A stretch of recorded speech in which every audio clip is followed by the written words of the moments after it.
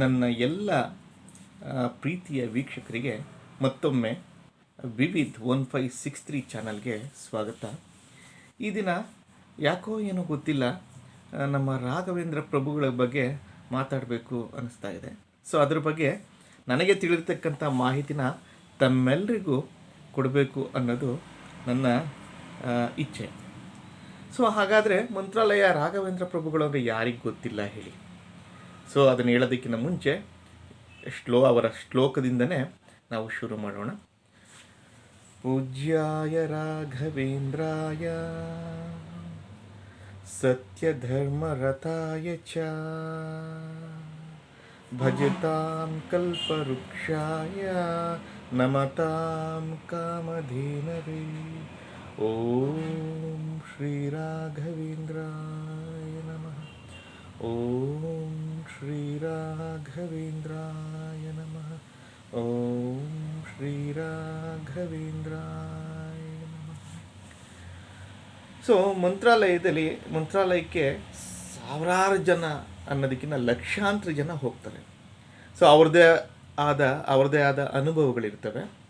So ಹಾಗಾಗಿ ನನ್ನದೇ ಆದ ಅನುಭವವೂ ಸಹ ಇದೆ. ಯಾಕಂತಂದರೆ ನಾನು 100ಕ್ಕಿಂತ ಹೆಚ್ಚಿನ ಬಾರಿ ಮಂತ್ರಾಲಯಕ್ಕೆ ಹೋಗಿ ಬರ್ತಾ ಇರ್ತೀನಿ. ಒಮ್ಮೊಮ್ಮೆ ಹೋದಾಗ್ಯೂ ಸಹ ಒಂದೊಂದು ರೀತಿಯ ಅನುಭವ ಆಗ್ತಲೇ ಇರ್ತದೆ. ನಾನು ಸಾಮಾನ್ಯವಾಗಿ ಕೆಲವೊಮ್ಮೆ ರೂಮ್ಗಳನ್ನ ತಗೊಂಡು ಮಲಗ್ತಾ ಇರ್ತೀನಿ, ಅಥವಾ ಕೆಲವೊಮ್ಮೆ ಬೃಂದಾವನ ಏನಿದೆ ಅದ್ರ ಮುಂದೆನೇ ಮಲಗ್ತಾ ಇರ್ತೀನಿ. ಸೊ ಅದಕ್ಕಿಂತ ಮುಂಚೆ ಇದು ಆಮೇಲೆ ಬರ್ತೀನಿ, ಅನುಭವ ಏನೆಲ್ಲ ಆಗಿದೆ ನನಗೆ ಅಂತೇಳಿ ಆಮೇಲೆ ಬರ್ತೀನಿ. ಸೊ ನಾವು ಬೃಂದಾವನದ ಬಗ್ಗೆ ತಿಳ್ಕೊಳ್ಳೋಣ. ನಿಮಗೆಲ್ರಿಗೂ ಗೊತ್ತಿರೋ ಹಾಗೆ ಬೃಂದಾವನದಲ್ಲಿ 700 ವರ್ಷ ರಾಯರು ಸಶರೀರವಾಗಿ ಇದ್ದಾರೆ ಅನ್ನೋದು ಎಲ್ರಿಗೂ ಗೊತ್ತು. ಸೊ ನಾವು ಕ್ಯೂನಲ್ಲಿ ನಿಂತ್ಕೊಂಡು ಬೃಂದಾವನದ ಮುಂದೆ ಪ್ರವೇಶಿಸ್ತಿದ್ದ ಹಾಗೆ ಅಗಾಧವಾದ ಭಕ್ತಿ ಪರಾಕಾಷ್ಠೆಯಲ್ಲಿ ನಾವು ತೇಲ್ತೀವಿ. ಇದಂತೂ ಸತ್ಯ. ಅಲ್ಲಿ ಹೋಗಿರೋರಿಗೆ ಗೊತ್ತಾಗ್ತಾ ಹೋಗುತ್ತೆ. ಭಕ್ತಿಯ ಪರಾಕಾಷ್ಠತೆ, ಆ ಒಲುಮೆ, ರಾಯರ ಒಲುಮೆ, ಅವರ ಮಾತೃ ಪ್ರೇಮ ಎಲ್ಲ ನಮ್ಮನ್ನು ಭಾವೋದ್ವೇಗಕ್ಕೆ ಒಳಗಾಗ್ಸೋದಂತೂ ಖಂಡಿತ. ಸೊ ಈ ಬೃಂದಾವನದ ಬಗ್ಗೆ ಮಾತಾಡಬೇಕು ಅಂತಂದರೆ, ಆ ಬೃಂದಾವನದ ಕಲ್ಲು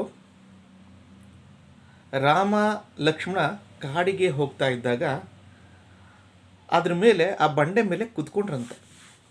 ಆ ಕಲ್ಲನ್ನೇ ರಾಯರು ತಮ್ಮ ಜ್ಞಾನದಲ್ಲಿ ತಿಳಿಸಿ, ಆ ಬಂಡೆನೇ ನನಗೆ ಬೇಕು ಅಂತ ಹೇಳಿ ಅದೇ ಕಲ್ಲಿನಲ್ಲೇ ಬೃಂದಾವನ ಮಾಡಿಸಿರೋದು. ಸೊ ಇದು ಒಂದು ವಿಷಯ ನಿಮಗೆ ಗೊತ್ತಿರಲಿ. ಮತ್ತು ಬೃಂದಾವನ ಯಾವ ಜಾಗದಲ್ಲಾಗಿದೆ ಅನ್ನೋದು ಇಂಪಾರ್ಟೆಂಟ್. ಸೊ ಅದೇ ಜಾಗನ ಯಾಕೆ ಅವರು ಚೂಸ್ ಮಾಡಿದ್ರು ಅಂತ ಹೇಳಿದ್ರೆ, ಅಲ್ಲಿ ಅವ್ರದ್ದು ಜನ್ಮಾಂತರದಲ್ಲಿ ಪ್ರಹ್ಲಾದ ಆಗಿನೂ ಸಹ ರಾಯರು ಹುಟ್ಟಿದರು. ಪ್ರಹ್ಲಾದ ಆಗಿರಬೇಕಾದಾಗ ಅಲ್ಲಿ ಅದೇ ಜಾಗದಲ್ಲಿ ರಾಯರ ಬೃಂದಾವನ ಏನಿದೆ ಅದೇ ಜಾಗದಲ್ಲಿ ಯಜ್ಞ ಯಾಗಾದಿಗಳನ್ನ ಮಾಡ್ತಾ ಇದ್ರಂತೆ ಪ್ರಹ್ಲಾದ ರಾಜರು. ಸೊ ಅದರ ಶಕ್ತಿ ಅಪರಿಮಿತವಾಗಿದೆ. ಹಾಗಾಗಿ ಅದೇ ಯಜ್ಞದ ಕುಂಡದ ಮೇಲೆ ಅದೇ ಜಾಗನ ಸೂಚಿಸಿ ರಾಯರು ತಮ್ಮ ಬೃಂದಾವನ ಮಾಡಿದ್ದಾರೆ. ಇನ್ನು ಬೃಂದಾವನದಲ್ಲಿ 1200 ಲಕ್ಷ್ಮೀ ನರಸಿಂಹ ಸಾಲಿಗ್ರಾಮ ಇದೆ. ಒಂದು ಲಕ್ಷ್ಮೀ ನರಸಿಂಹ ಸಾಲಿಗ್ರಾಮಕ್ಕೇ ಅದಮ್ಯವಾದ ಶಕ್ತಿ ಇರ್ತದೆ. ಅದರಲ್ಲಿ 1200 ಕಲ್ಲುಗಳಂದರೆ, ಸೊ 1200 ಸಾಲಿಗ್ರಾಮ ಅಂತಂದರೆ ಇನ್ನು ಎಷ್ಟು ಮಟ್ಟಿಗೆ ಅದರಲ್ಲಿ ಶಕ್ತಿ ಅಡಕವಾಗಿದೆ ಅನ್ನೋದು ನೀವು ತಿಳ್ಕೊಳ್ಳಿ. ಅದರ ಜೊತೆಗೆ ಅವರ ಜನ್ಮಗಳಲ್ಲಿ ಮಾಡಿದಂತಹ ಪುಣ್ಯ, ರಾಯರು 700 ವರ್ಷ ಏನಿದ್ರು ಸತತವಾಗಿ ಮಾಡಿದಂಥ ಧ್ಯಾನ, ಜ್ಞಾನ, ಅವರು ಕೊಡ್ತಕ್ಕಂಥ ಆಶೀರ್ವಾದ, ಅದನ್ನು ಬಾಯಲ್ಲಿ ಹೇಳಲಿಕ್ಕಾಗಲ್ಲ. ಅದು ಅನುಭವ ಆದವ್ರಿಗೆ ಸಹ ಅದ್ರ ಬಗ್ಗೆ ಜ್ಞಾನ ಇರ್ತದೆ. ಅಲ್ಲಿ ಓದಿದ ತಕ್ಷಣ ಒಂದು ಅದಮ್ಯ ಚೈತನ್ಯ ನಮ್ಮಲ್ಲಿ ಬಂದ್ಬಿಡ್ತದೆ. ಆ ಬೃಂದಾವನ ನೋಡ್ತಾ ನೋಡ್ತಾ ನಾವೇ ಭಾವೋದ್ವೇಗಕ್ಕೆ ಒಳಗಾಗ್ತೀವಿ. ಸೊ ಅದು ಅಲ್ಲಿರ್ತಕ್ಕಂಥ ಮಹಿಮೆ. ಇನ್ನು ನೀವೆಲ್ಲ ಕೇಳಿರೋ ಹಾಗೆ ಏನು ಕೇಳಿಕೊಂಡ್ರು ರಾಯರನ್ನ ಕಾಮಧೇನು ಕಲ್ಪವೃಕ್ಷ ಅಂತ ಹೇಳ್ತೀವಿ, ಏನು ಕೇಳಿದ್ರು ಅವ್ರು ಇಲ್ಲ ಅಂತ ಹೇಳೋದಿಲ್ಲ. ಅದು ಸತ್ಯ ಮಾರ್ಗದಲ್ಲಿ ಇರಬೇಕು ಅಷ್ಟೆ. ಮತ್ತು ನಾನೊಮ್ಮೆ ಬೃಂದಾವನದ ಮುಂದೆ ಅವತ್ತು ರೂಮ್ಗಳು ಸಿಗಲಿಲ್ಲ, ಯಾಕೆಂತ ನಾನು ಸಿಂಗಲ್ ಪರ್ಸನ್ ಹೋಗಿದ್ದರಿಂದ ರೂಮ್ ಅವತ್ತು ಅವೈಲಬಲ್ ಇರಲಿಲ್ಲ ಮಂತ್ರಾಲಯದಲ್ಲಿ.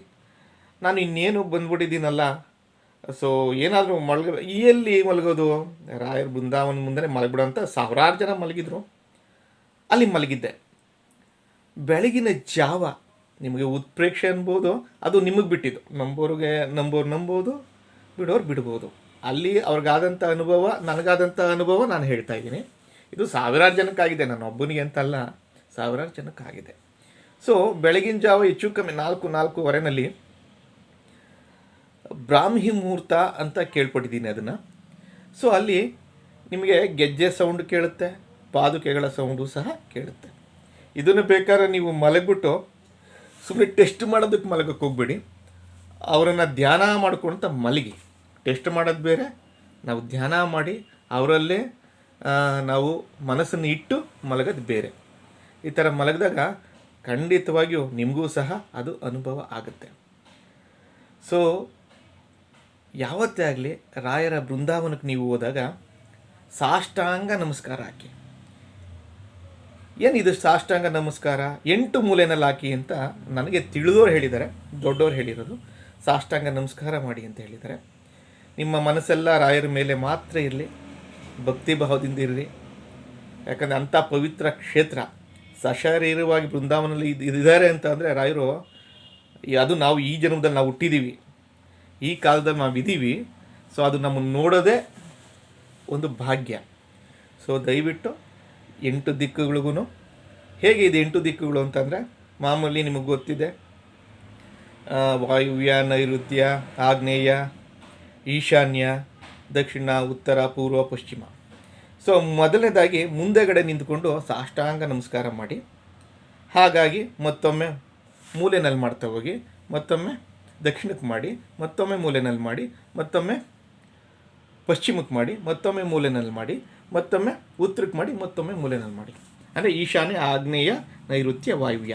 ಸಾಷ್ಟಾಂಗ ಅಂತ ಅಂದರೆ ಉದ್ದುದ್ದಕ್ಕೆ ಅಡ್ಡಡ್ಡ ಬಿದ್ದು ನಮ್ಮ ಹಣೆನ ನೆಲಕ್ಕೆ ಸೊಕ್ಕಿಸ್ತಕ್ಕಂಥದ್ದು.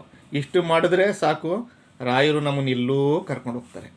ಸೊ ದಯವಿಟ್ಟು ಸತ್ಯ ಧರ್ಮವಾಗಿ ನಡೀರಿ, ರಾಯರು ಖಂಡಿತವಾಗಿ ಒಳ್ಳೆಯದನ್ನೇ ಮಾಡ್ತಾರೆ. ಇದು ನನ್ನ ಅನುಭವ.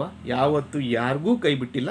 ಸ್ವಲ್ಪ ನಿಧಾನ ಆಗಿರಬಹುದೇನೋ ಬಿಟ್ಟರೆ, ಸೊ ಯಾವತ್ತೂ ಆ ಕಲ್ಪವೃಕ್ಷ ಕಾಮಧೇನು ರಾಘವೇಂದ್ರ ಪ್ರಭುಗಳು ಯಾವತ್ತೂ ಗುರುಗಳು ಯಾರನ್ನೂ ಕೈ ಬಿಟ್ಟಿಲ್ಲ ಅಂತ ಹೇಳ್ತಾ, ಮುಂದಿನ ವಿಡಿಯೋದಲ್ಲಿ ನಾನು ಮಂಚಾಲೆ ಬಗ್ಗೆ ಹೇಳ್ತೀನಿ. ಅದಾದ ನಂತರ ಅದರ ನೆಕ್ಸ್ಟ್ ಭಾಗದಲ್ಲಿ ಪಂಚಮುಖಿ ಬಗ್ಗೆ ಹೇಳ್ತೀನಿ. ಇದು ಎಲ್ಲನೂ ಸಹ ರಾಯರು ಓಡಾಡಿರ್ತಕ್ಕಂಥ ಸ್ಥಳ. ಸೊ ಹಾಗಾಗಿ ಮಂತ್ರಾಲಯಕ್ಕೆ ಹೋಗೋರೆಲ್ಲರೂ ರಾಘವೇಂದ್ರ ಸ್ವಾಮಿಗಳ ಮಹಿಮೆ ತಾವೆಲ್ಲರೂ ತಿಳ್ಕೊಳ್ಳಿ ಅನ್ನೋದೇ ಈ ವಿಡಿಯೋದ ಉದ್ದೇಶ. ತಾವೆಲ್ಲರೂ ದಯವಿಟ್ಟು ಈ ವಿಡಿಯೋನ ತಮ್ಮ ಸ್ನೇಹಿತರಿಗೆ ಎಲ್ರಿಗೂ ಶೇರ್ ಮಾಡಿ, ಮತ್ತು ತಪ್ಪದೆ ಸಬ್ಸ್ಕ್ರೈಬ್ ಮಾಡಿ, ಬೆಲ್ ಒತ್ತೋದನ್ನು ಮರೀಲಿಕ್ಕೆ ಹೋಗಬೇಡಿ. Thank you so much. Thank you.